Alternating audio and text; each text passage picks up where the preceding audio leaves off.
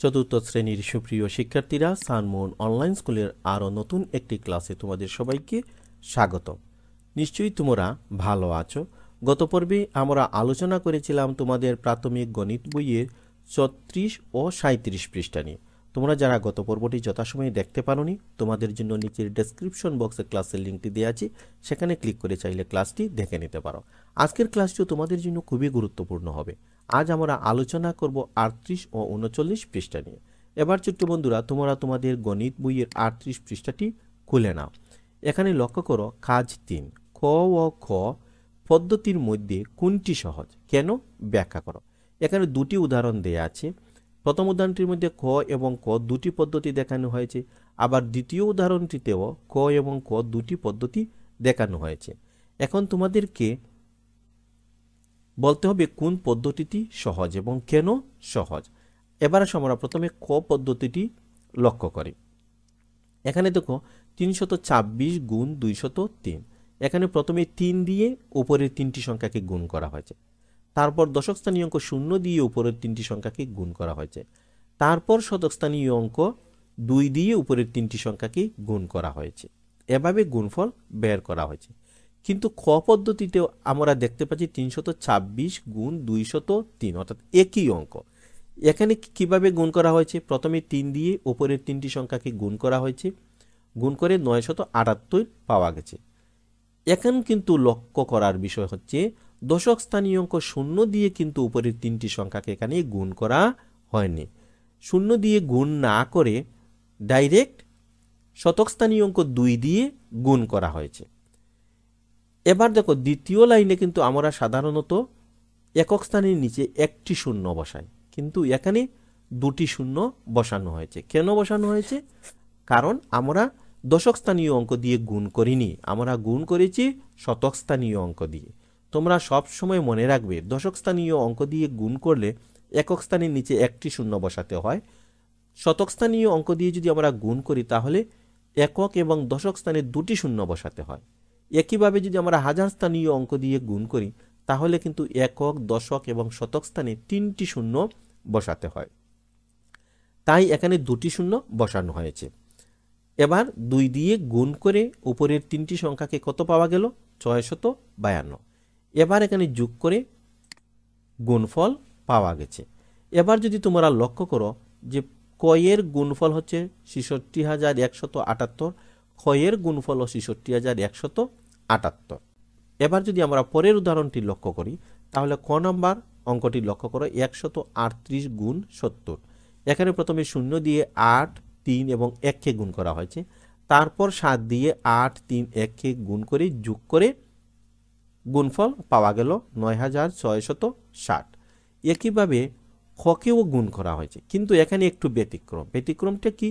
এখানে কিন্তু 0 দিয়ে 8, 3, 1কে গুণ করা হয়নি, না করে কি করা হয়েছে?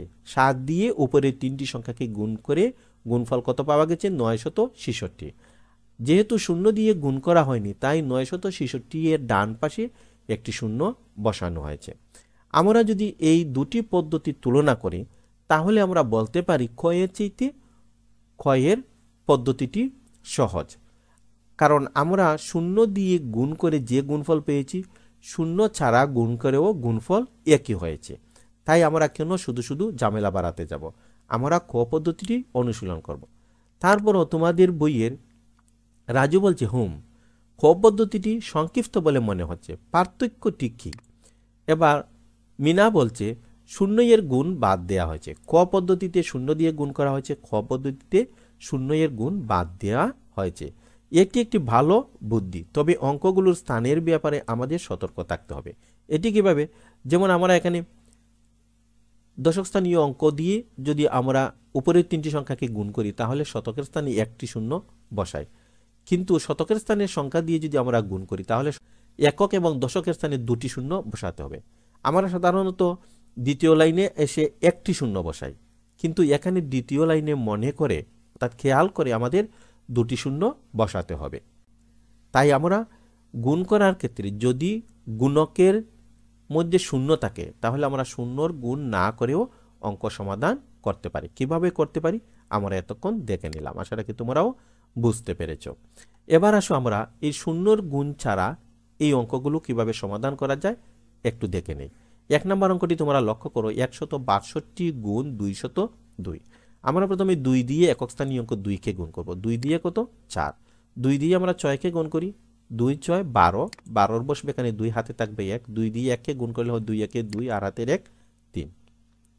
এবার আমরা দশক স্থানীয় অঙ্ক 0 দিয়ে কিন্তু আর গুণ করব না, আমরা করব শতক স্থানীয় অঙ্ক 2 দিয়ে উপরের 3টি সংখ্যাকে। এই জন্য আমরা প্রথমে একক এবং দশক স্থানে 2টি শূন্য বসাবো। এবার আমরা 2 দিয়ে 2 কে গুণ করলে কত পাই? 4। 2 দিয়ে 6 কে গুণ করলে হয় 12, 12 2 হাতে আছে 1। 2 দিয়ে যদি আমরা 1 কে গুণ করি, 2 1 2 হাতের 1 3। এবার আমরা যোগ করি, 4 এবং 0 যোগ করলে হয় 4, 2 এবং 0 যোগ করলে হয় 2, 3 এবং 4 যোগ করলে হয় 7, এখানে 2 এখানে 3। তাহলে গুণফল কত দাঁড়ালো? 32,724। এবার 2 নম্বর অঙ্ক এবং 3 নম্বর অঙ্ক কিন্তু তোমরা নিজে নিজে সমাধান করবে। 1 নম্বর অঙ্ক আমি যেভাবে করে দেখিয়েছি একইভাবে তোমরা 2 এবং 3 নম্বর অঙ্কটি সমাধান করবে। এবার আসো 4 নম্বর অঙ্কটি আমরা সমাধান করি। এখানে 7 দিয়ে প্রথমে একক স্থানীয় অঙ্ক 5 কে গুণ করব। 7 5 35, 35 এর 5 হাতে আছে কত? 3। 7 দিয়ে এবার আমরা এই 0 কে গুণ করব। 7 0 0, তার সাথে যোগ করব হাতের 3, কত হয়? 3ই হয়। এবার 7 দিয়ে 2 কে গুণ করি, 7 2 14। এবার কিন্তু আমরা এই 0 দিয়ে আর গুণ করব না, তাই আমরা কত দিয়ে গুণ করব? 4 দিয়ে। 4 হচ্ছে শতক স্থানীয় অঙ্ক, তাই আমরা প্রথমেই এই একক এবং দশকের স্থানে 2টি শূন্য বসাবো। এবার 4 দিয়ে আমরা 5 কে গুণ করব, 4 5 কত? 20, 20 এর কত বসবে? 0, হাতে থাকবে 2। 4 দিয়ে এবার 0 কে গুণ করি, 4 0 0, এখানে বসবে হাতের 2। এবার 4 দিয়ে যদি আমরা শতক স্থানীয় অঙ্ক 2 কে গুণ করি, 4 2 8। এবার আমরা যোগ করব, 5 এবং 0 যোগ করলে হয় 5, 3 এবং 0 যোগ করলে হয় 3, 4 এবং 0 যোগ করলে হয় 4, 1 এবং 2 যোগ করলে হয় 3, এখানে 8। গুণফল কত দাঁড়ালো? 83,435। এবার 5 নম্বর অঙ্কটি তোমরা লক্ষ্য করো, 38 গুণ 70। আমরা 0 দিয়ে গুণ করব না, 7 দিয়ে প্রথমে একক স্থানীয় অঙ্ক 8 কে গুণ করব। 7 8 56, 56 6 হাতে আছে 5।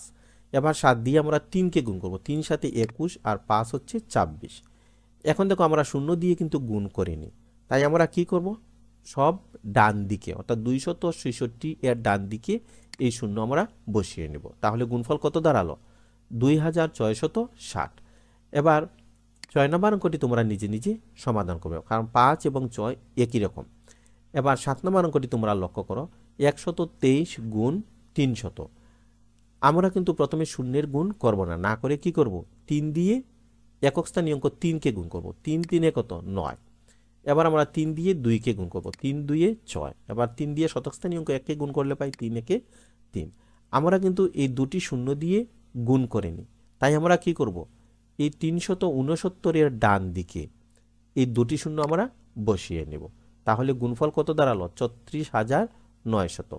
এবার 8 নম্বর অঙ্কটি তোমরা লক্ষ্য করো, 462 গুণ 200। এই অঙ্কটিও ঠিক 7 নম্বর অঙ্কের মতোই। 7 নম্বর অঙ্ক যদি তোমরা বুঝে থাকো, 8 নম্বর অঙ্কটিও তোমরা নিজে নিজে সমাধান করতে পারবে। এবার তোমরা কাজ 4 লক্ষ্য করো, উপর নিচে 19 গুণ 267 হিসাব করি। নিচের পদ্ধতি দুটি তুলনা করি এবং কোন পদ্ধতিটি সহজ তা চিন্তা করি। এখানে দেখো ক পদ্ধতিটি যদি তোমরা লক্ষ্য করো, 19 গুণ 267 উপর নিচে এটিকে সাজিয়ে নেওয়া হয়েছে। 19কে 267 দিয়ে গুণ করে আমরা গুণফল কত পেয়েছি? 5073। আবার যদি আমরা এই গুণ্য এবং গুণকের স্থান বিনিময় করে, অর্থাৎ গুণকের জায়গায় গুণ্য এবং গুণ্যের জায়গায় গুণক লিখে যদি আমরা গুণ করি, তাহলেও আমরা গুণফল পাই 5073। অর্থাৎ গুণ্য এবং গুণক স্থান বিনিময় করলে গুণফল একই থাকে। তোমাদের বইয়ের রাজু বলছে, আমার মনে আছে গুণ্য আর গুণকের স্থান বিনিময় করলে একই গুণফল পাওয়া যায়। হ্যাঁ, আমরা যদি গুণ্য এবং গুণকের স্থান বিনিময় করে গুণ করি তাহলে গুণফল একই হয়। আমরা আমাদের হিসাবের সুবিধার জন্য যেভাবে অঙ্ক করলে ভালো হয় আমরা সেভাবেই করব। এবার তোমাদের বইয়ের মিনা বলছে, উপরের হিসাবটি এটাই নির্দেশ করে যে উপরে নিচে গুণের ক্ষেত্রে ছোট অঙ্কটিকে গুণক হিসাবে ধরলে হিসাবটি সহজে করা যায়। হ্যাঁ, আমরা যদি ছোট অঙ্কটিকে গুণক হিসাবে ধরি এবং বড় অঙ্কটিকে গুণ্য হিসাবে ধরি, তাহলে অঙ্কটি খুব সহজেই করা যায়। ছোট্ট বন্ধুরা, তোমরা যখন কোনো অঙ্কের মধ্যে গুণ্যটি বড় এবং গুণক ছোট হয়, তাহলে তোমরা সেভাবেই করবে।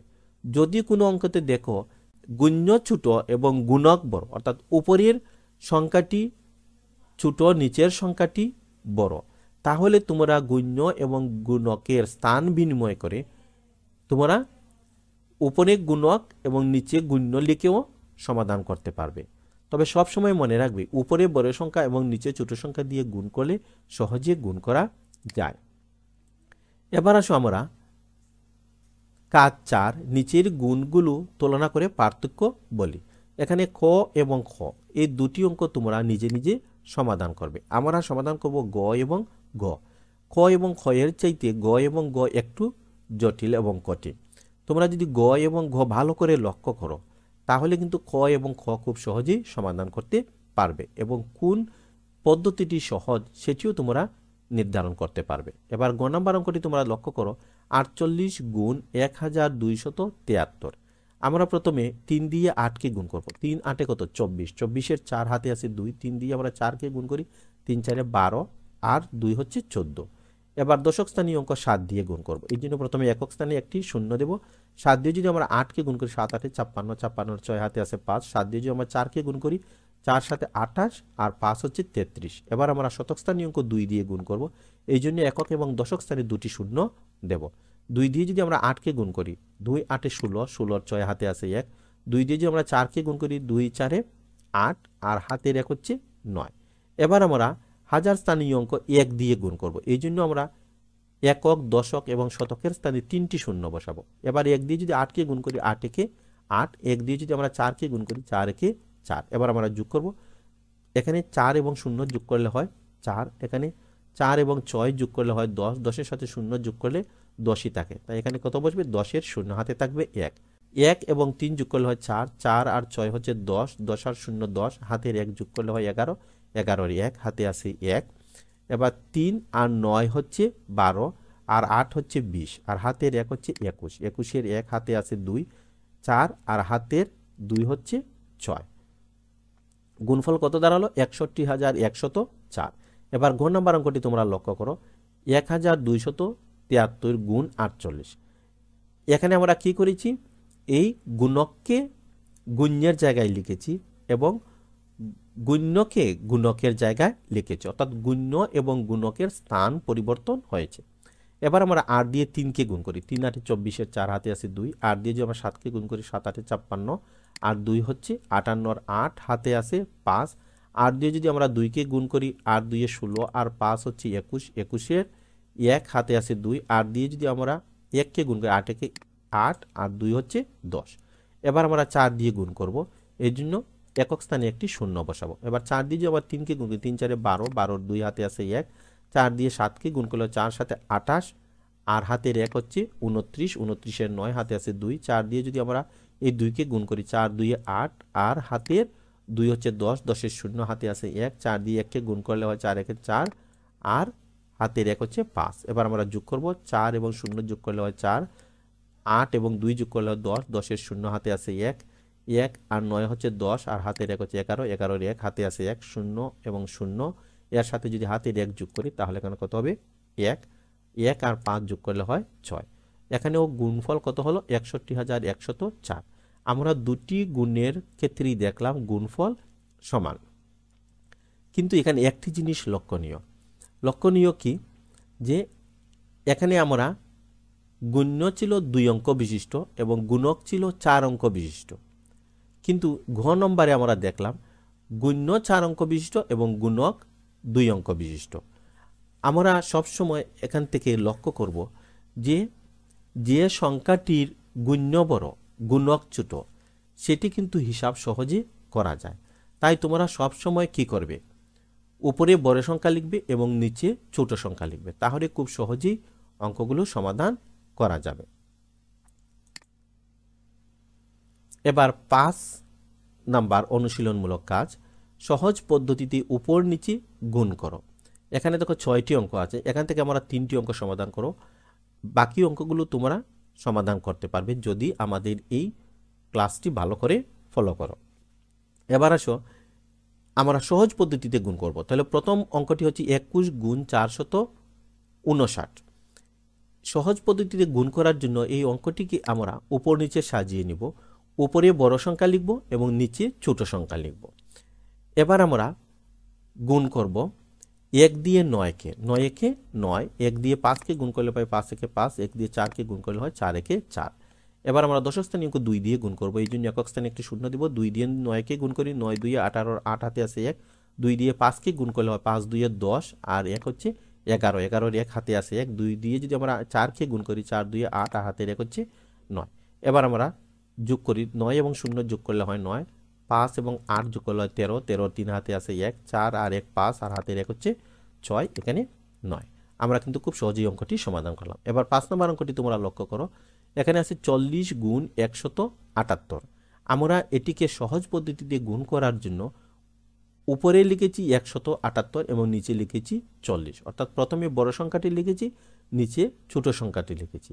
আমরা যদি শূন্যের গুণ করতে হয় না, তাই আমরা কি দিয়ে গুণ করব? 4 দিয়ে প্রথমে গুণ করব। 4 দিয়ে প্রথমে যদি একক স্থানীয় 8কে গুণ করি, 4 8 কত? 32, 32 এর 2 হাতে আছে 3। 4 দিয়ে 7কে গুণ করলে 4 7 28, আর 3 হচ্ছে 31, 31 এর 1 হাতে আছে 3। 4 দিয়ে যদি আমরা 1কে গুণ করি, 4 1 4, হাতের 3 হচ্ছে 7। এখন দেখো আমরা শূন্য দিয়ে কিন্তু গুণ করিনি, তাই আমরা 712 এর পাশে, অর্থাৎ এই অঙ্কগুলোর সব ডান দিকে আমরা একটি শূন্য বসিয়ে নেব। তাহলে গুণফল কত দাঁড়ালো? 7120। এবার 6 নম্বর অঙ্কটি লক্ষ্য করো, 2 গুণ 5478। আমরা এটিকে সহজ পদ্ধতিতে গুণ করার জন্য গুণের বিনিময় বিধি অনুসরণ করলাম, অর্থাৎ গুণ্যকে গুণকের জায়গায় এবং গুণককে গুণ্যের জায়গায় লিখলাম, অর্থাৎ গুণ্য এবং গুণকের স্থান পরিবর্তন করে লিখলাম, অর্থাৎ উপরে বড় সংখ্যা, নিচে ছোট সংখ্যা। এবার 2 দিয়ে আমরা 8কে গুণ করি, 8 2 16, 16 6 হাতে আছে 1। এবার 2 দিয়ে 7কে গুণ করি, 7 2 14, আর 1 হচ্ছে 15, 15 5 হাতে আছে 1। 2 দিয়ে আমরা 4কে গুণ করি, 4 2 8, আর হাতের 1 হচ্ছে 9। 2 দিয়ে আমরা 5কে গুণ করি, 5 2 10। তাহলে গুণফল কত দাঁড়ালো? 10956। তো আমরা এভাবে যদি বড় সংখ্যাকে ছোট সংখ্যা দিয়ে গুণ করি, তাহলে কিন্তু খুব সহজে গুণফল বের করতে পারি। এই যে বাকি অঙ্কগুলো, অর্থাৎ 2 3 4, এই 3টি অঙ্ক তোমরা নিজে নিজে সমাধান করবে। এবার আসো বাড়ির কাজ। আজ আমরা তোমাদের গণিত বইয়ের 38 ও 39 পৃষ্ঠা নিয়ে আলোচনা করলাম।